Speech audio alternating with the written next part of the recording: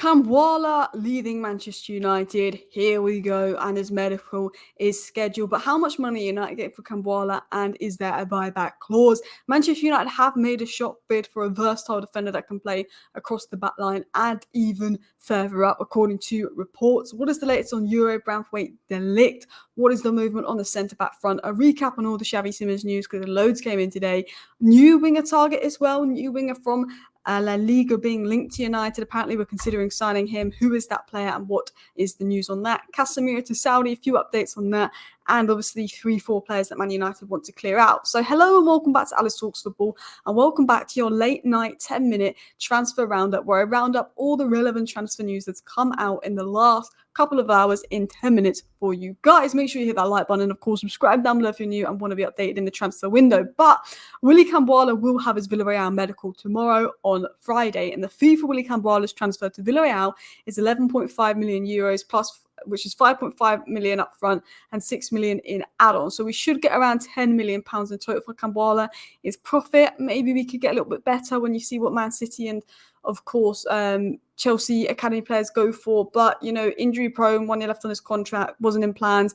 I think we could have got 15 million euros in total, but there is a sell on clause and buyback option, which is probably why it's going so cheap. So if he does really well and they sell him on for like, let's say 50 million and we've got a 30% clause in that, then at least there's going to be potentially like 20 million nearly there extra. So anyway, bye-bye Kambwala. I like you. I wish you the best. I hope you do really well at Villarreal. Now let's talk about someone that could be coming into United. Now, this is a player we've spoken about a couple of times. There's been a lot of news from Turkey saying United are interested in this guy, and he has Dutch links, although he plays for Turkey. Manchester United have submitted an opening transfer bid for Fenerbahce defender Ferdi. At the insistence of manager Erik ten Hag, the bid is 21 million. Now, I wasn't super familiar with this guy. I've been speaking about it the last few days because it has been said by a lot of outlets that United are looking at this guy and stuff. Now, apparently we've made a bid. Now, it's believed that it will cost 30 million to bring him in, so I'm going to assume if we have made a bid, it's been rejected. We'll have to wait and see if Ornstein or Romano say this. If we don't have Ornstein or Romano saying in the next 2 or 3 days that we've made a bid for this guy, we probably haven't, and I'm going to take this news with a pinch of salt because I don't know how reliable the source is, but a couple of people are saying it's quite decent for a Turkish source. But apparently we've made a 21 million bid for Ferdi. We've been linked with him a lot. We have a lot of interest in him. Man United are definitely interested in the player. We're definitely interested. I think it would take 30 million at least to bring him in, but we're definitely interested in the player. Now, I'll tell you a little bit about Ferdi. 66 games at left back, 56 games at attacking midfield, 44 games at right winger, 37 games at right back, 23 games as a left wing, 19 games as a left midfielder, 19 games as a right midfielder, 15 games as a central midfielder.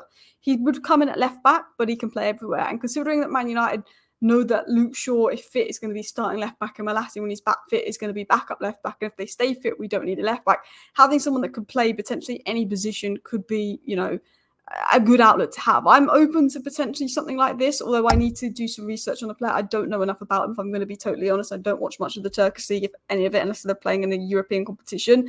So I'd have to do some research on this guy. But people have spoke very positively about this guy. People who I know have knowledge on football seem to be quite positive about this guy.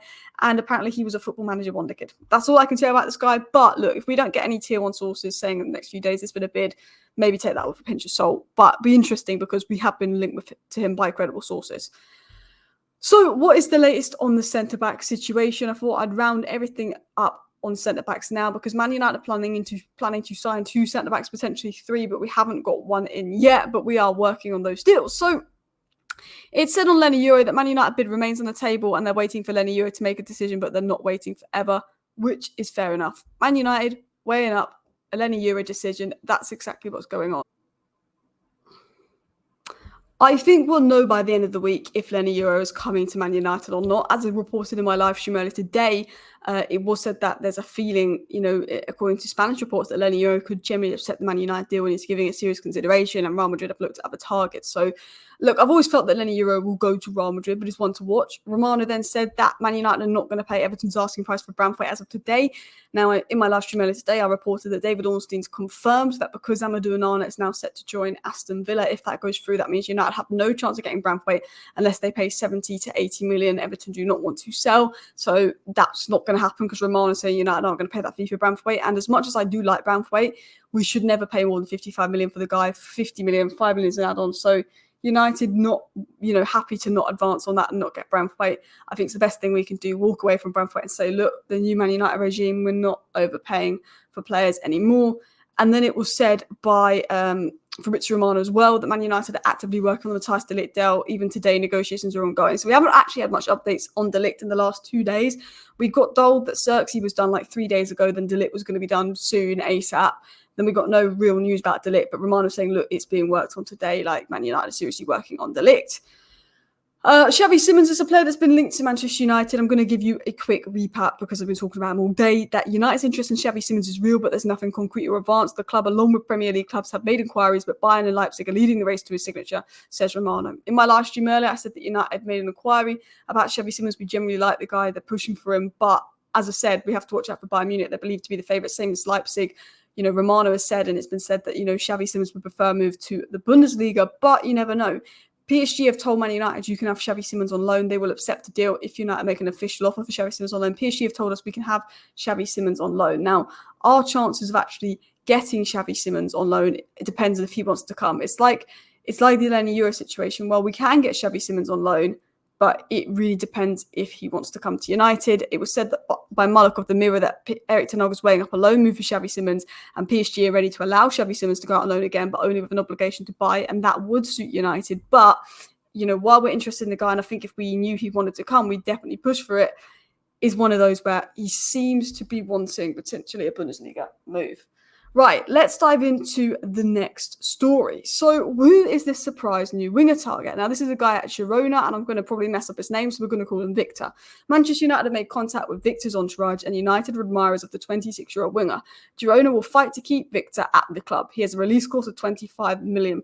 Now, I've only watched a little bit of Girona this season. He isn't a name that's particularly stood out, so if we do get linked to him more and more, I will do some research, but we know Ineos are very keen on players with release clause and 1 year left on their contract, potentially good available targets to pursue. And what I know about this guy is he predominantly plays on the right wing. In previous seasons, he has played on the left, but he's a predominant right winger with 7 goals and 6 assists in 26 games. So 13 goal contributions in 26 games, goal contribution every other game. I mean, potentially, again, I'd have to do the eye test and see how good he is on the eye and learn and research about this midfielder, but he's not like a prospect. He's not super young.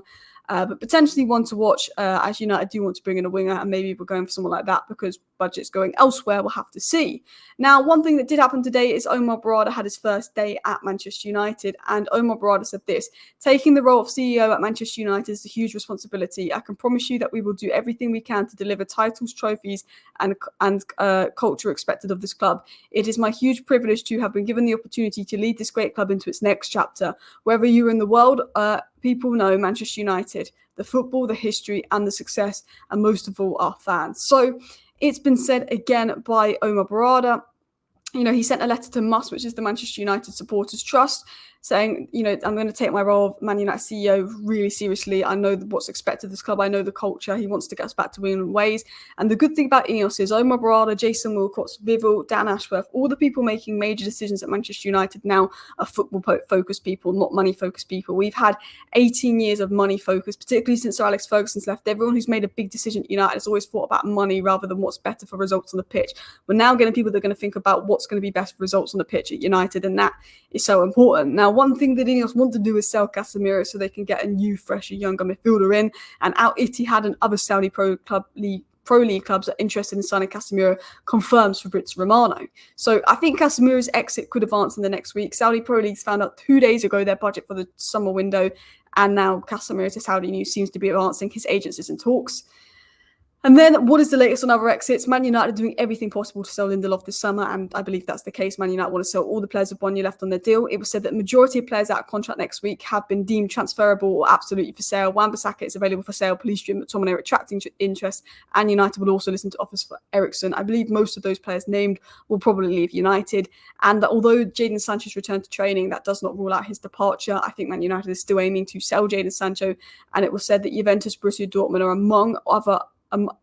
Juventus, Borussia Dortmund, among others, are not giving up on signing Jadon Sancho despite yesterday's developments as well. So that was your 10-minute Manchester United transfer roundup, where I've tried to round up all the relevant news that's come out today and some of the news particularly that's come out this evening that is new in the last 10 minutes for you guys. Make sure you hit that like button and, of course, subscribe down below to Alice Talks Football if you're new and want to stay up to date on all the latest Manchester United news throughout the transfer window. Thank you for watching. See you next time. Bye.